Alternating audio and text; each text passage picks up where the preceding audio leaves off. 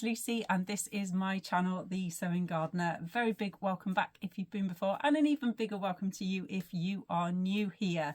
Today I am going to give you a Sew Skin Summer roundup, what I made for Sew Frugal, quilt block progress, which I'm going to explain a little bit more about in a moment, and a couple of things that have come into my sewing room.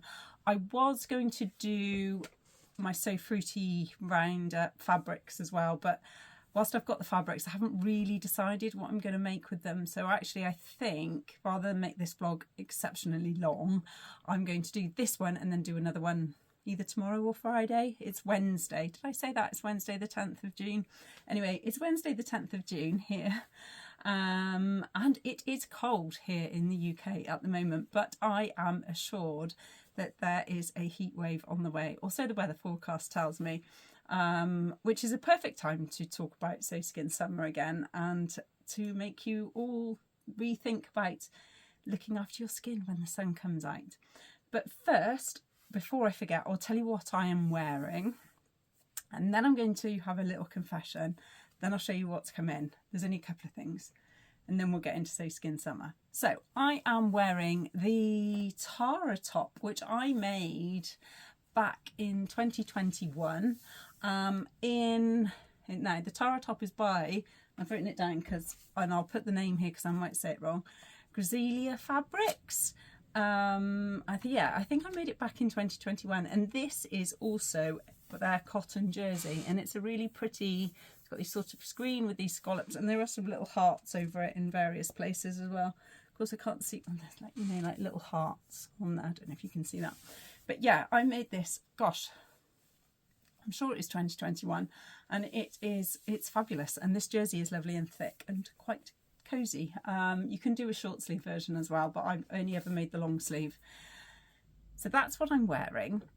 Confession is that I filmed this yesterday, and when I was watching it back last night, there was loads of bits, there was lots of interruptions, the weather wasn't brilliant, so rather than have lots of breaks and transitions, I thought I'd just refilm a bit of it, but at the end my quilt blocks, I will pop that in, so that will be a different, that was filmed yesterday, I'll be in a different outfit, but it will show you my quilt block progress, whether there has been any or not. I think I've just spoiled that, but anyway, there we go. I'll pop that in on the end because, as I say, that was filmed and that bit's fine, it's just the other bits that weren't that great.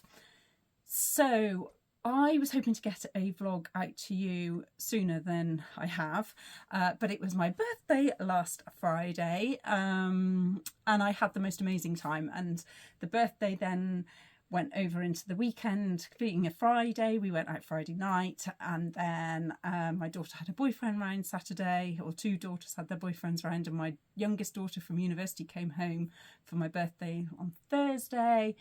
And yeah, it just spilled across the weekend, so that was lovely. And as part of the wholesome things that I did with two of my daughters, because the other one was at work, but we did get her a kit. Well, I say we, my middle daughter went out to Hobbycraft and purchased a little activity for us to do in the afternoon, and I'm going to show you mine, and I am not sure whether it's going to be a new addition to my sewing room or to my greenhouse. I will introduce you to Norman the Gnome. So she bought us these, they're money boxes, and you can paint your own money box. So here is what I did. Ooh, this is, I'm going to call him Norman. Yeah, so I painted him. What else did we get? I just think there was a unicorn and a seahorse and a rocket ship, I think. But yeah, my eldest daughter unfortunately was at work, so she couldn't do it, but her kit is downstairs for her to do.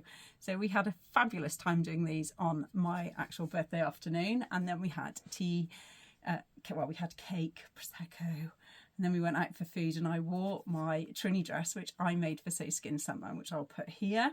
And yeah, it was just a great afternoon had by all.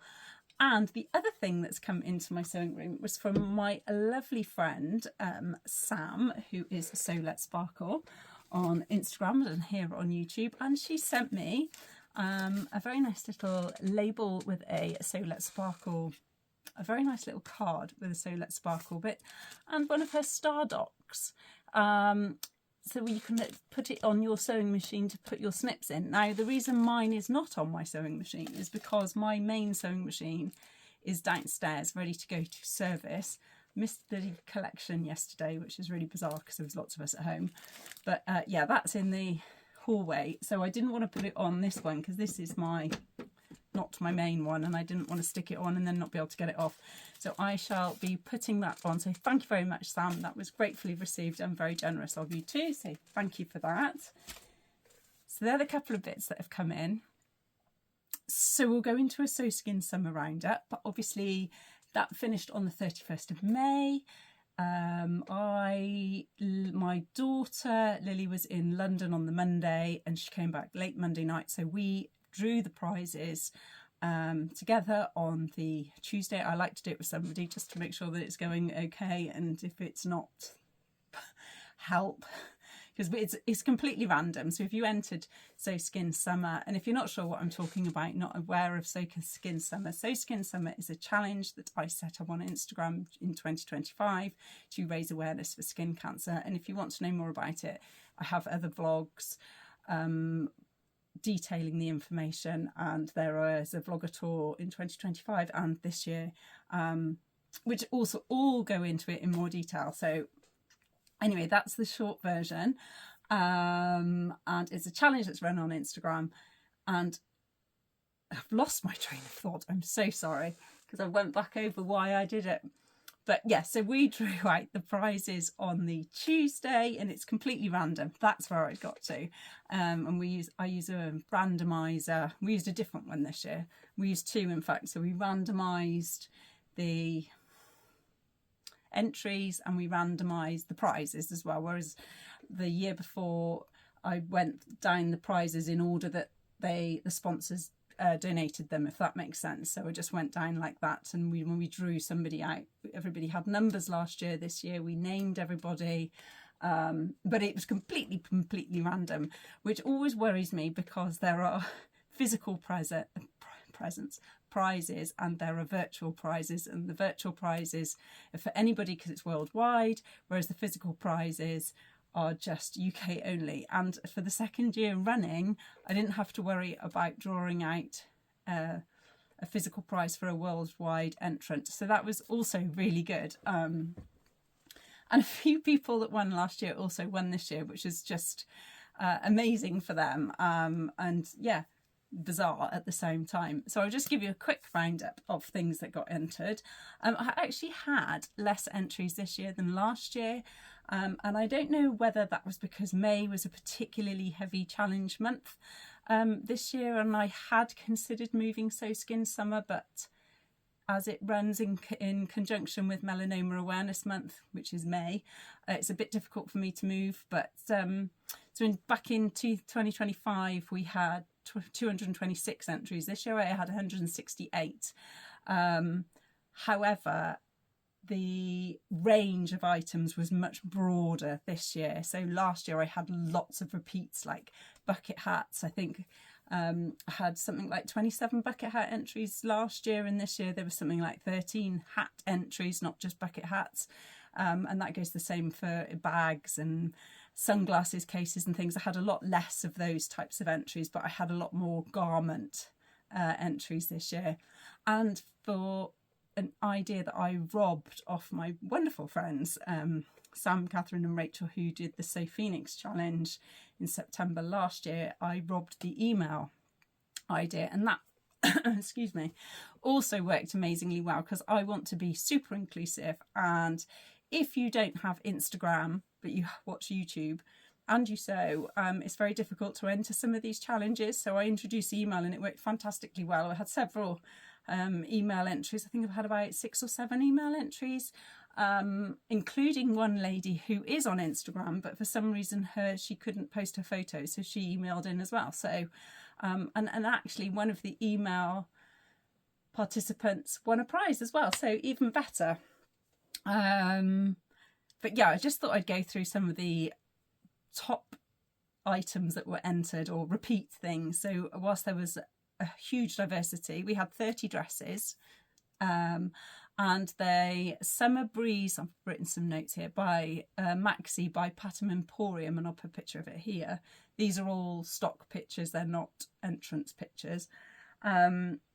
Was the runaway favourite. I had I think like 4 or 5 of those entered, all glorious entries.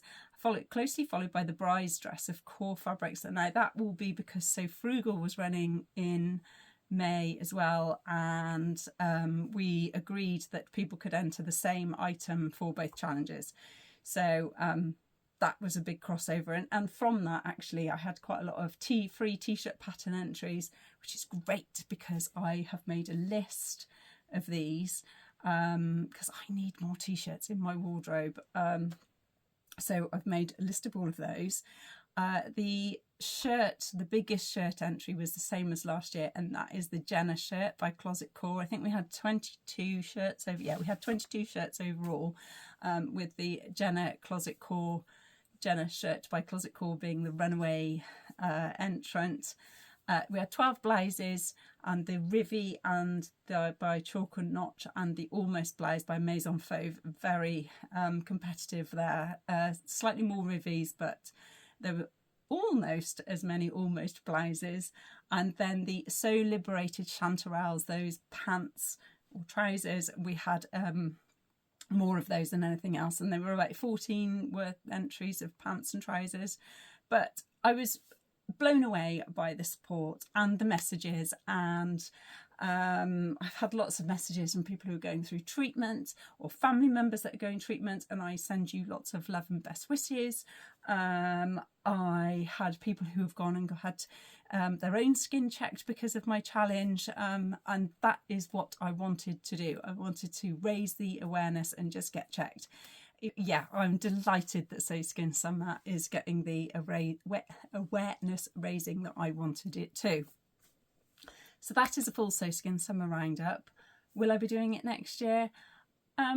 Probably. I did have a bit of a wobble earlier in April, May, thinking that I couldn't do it for whatever reason, and my daughter assured me that I could, and then she put a fabulous post on Facebook championing me, and then the very lovely Caroline from Destasher did a blog post about it as well. So yeah, it's all fine. I just had a bit of a wobble of self-confidence at the beginning. So watch this space. I'm sure it will run next year. Depends how challenge heavy May is. But yes, we'll see. So that is enough of Sew Skin Summer. But talking of challenges, Sew Frugal, as I say, also ran during May. And I was part of the vlogger tour for that. And I showed you my fabrics and my plans, what I was going to make. Did I get them done? Yes, I did. I got both made up as well. So, and entered, and I won a prize. So all was good.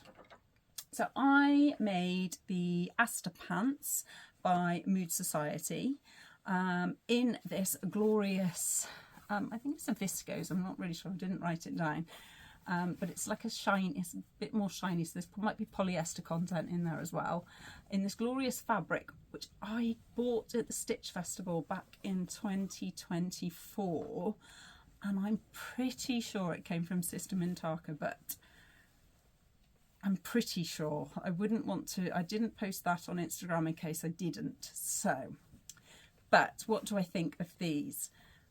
I mean, the fabric is absolutely delightful. I love this, even more so because it's got big cats in it. And once you've seen one, you'll see more. And I was very careful with the pattern placement on these as well.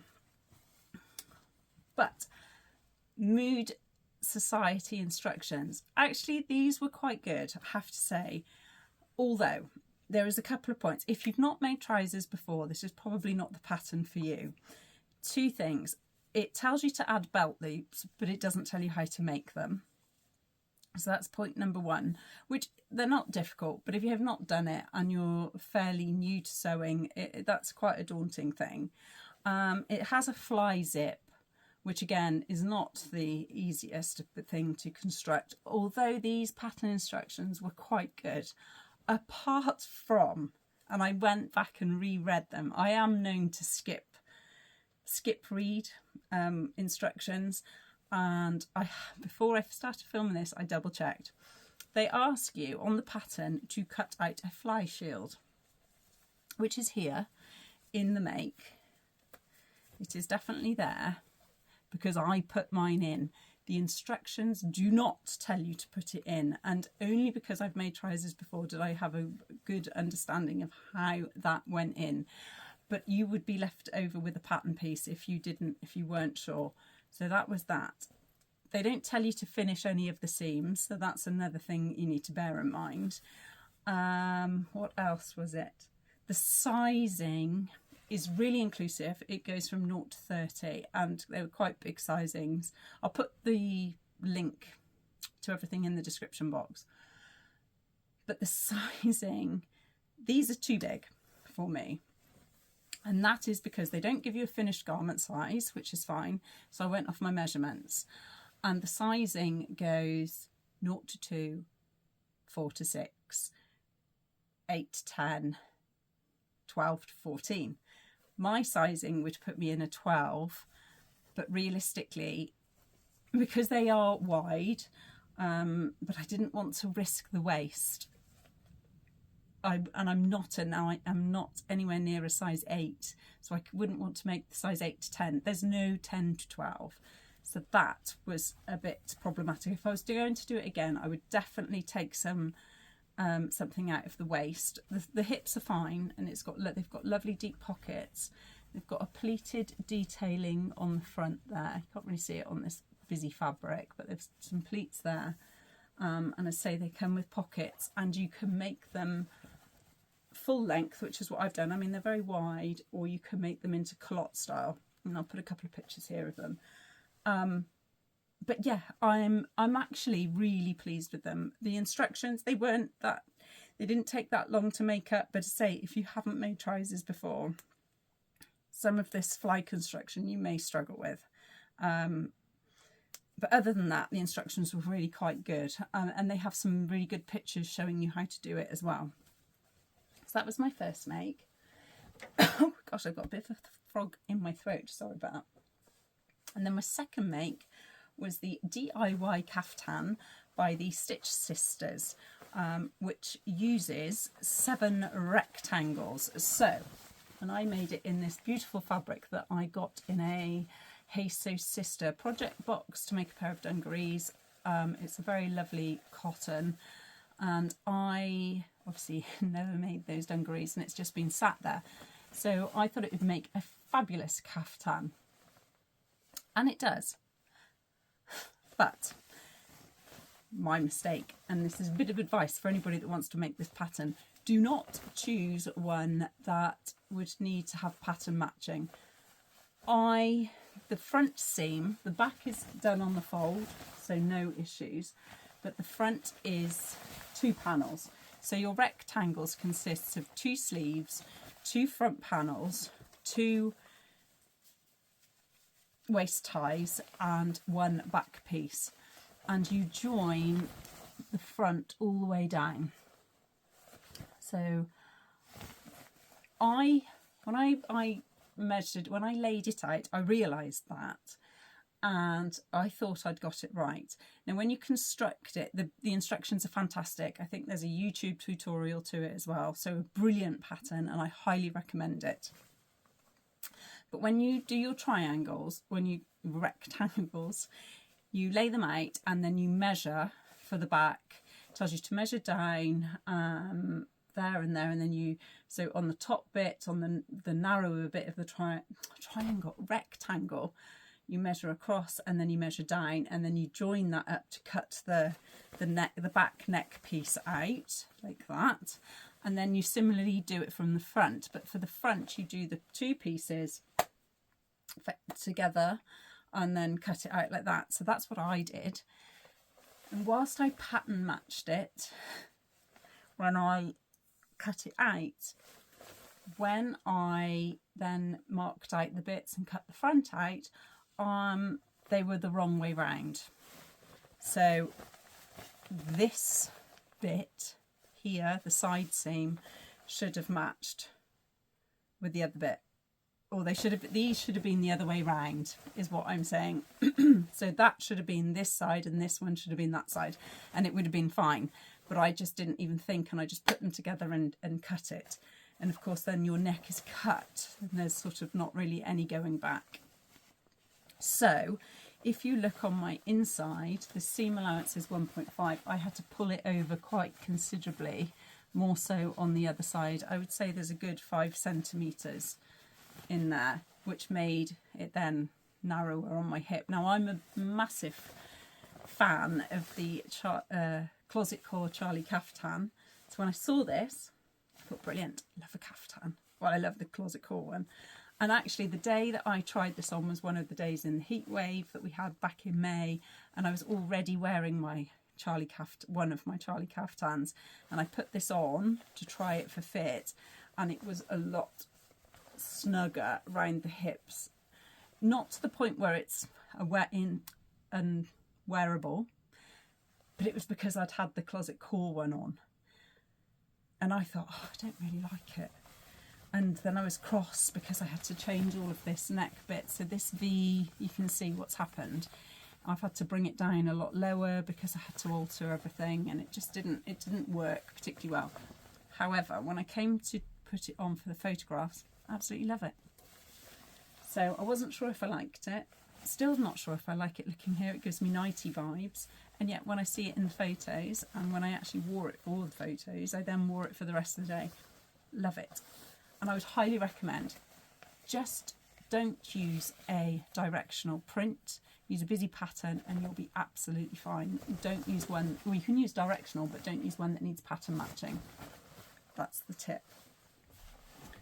So that is pretty much what I was going to share, other than my quilt progress. Is there any? I'll leave you in suspense. I've already ruined it. There is no garden content today, but there is quilt bits coming up. So if you want to stay for that, then do. I can tell you what I was wearing for that because I said that at the beginning of the vlog from yesterday that I filmed, but obviously I didn't. It's the Chalk and Notch page hoodie in a lovely sweatshirting that I got from Vornella Fabrics.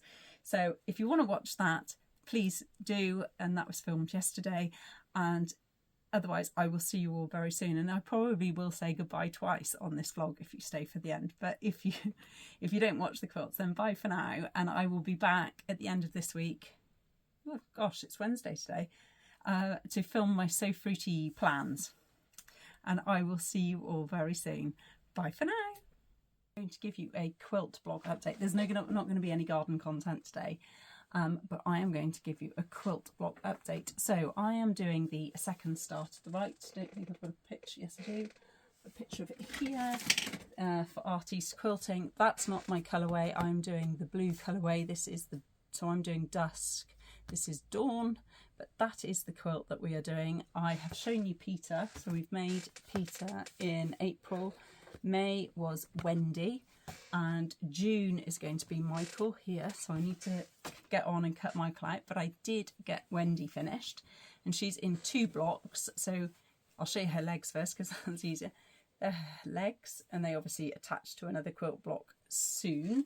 So they're her legs, and then this is Wendy herself.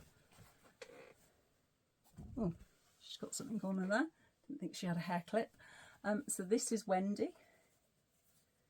Got a little star in the corner and her hair and her dress. So got her done. Super thrilled with that. And I've said on previous vlogs that I needed to get on with my Farm Fresh quilt. Well, I have, and I'll give you a progress update for that.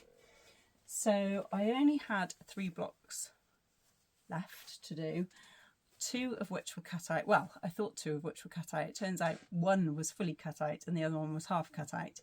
But I have... that's not one. So I needed to do the Sheep and Sprites block. We've done this before, but this one puts the sprite over that side. So I needed to do that, and here it is. So here is my sheep. And there are the sprites.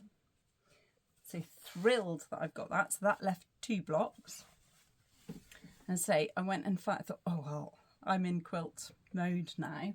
I'll go and get the Chicken and Rain, which was the next one that I needed to do.